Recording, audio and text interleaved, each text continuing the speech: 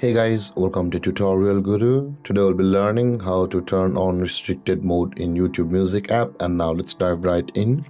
Now to turn on restricted mode in the YouTube Music app, first open up your YouTube Music app on your phone.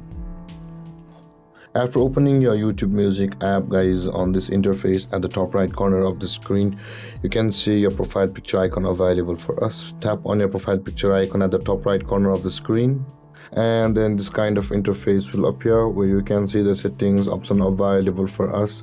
Just above the help and feedback, tap on the settings button over here, and when you land over here, tap on the general option, which is the second option just below the family center. And on the first option on this interface, you can see there is the restricted mode available for us. Now in order to turn on the restricted mode in YouTube Music app, tap on the toggle icon at the right side of the restricted mode like this, and when it turns blue, guys, the restricted mode will be turned on or enabled on YouTube Music app.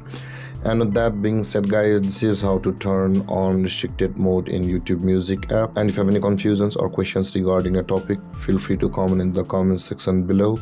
And don't forget to like, subscribe, and hit that bell icon for more videos. Thank you for watching, guys. Peace.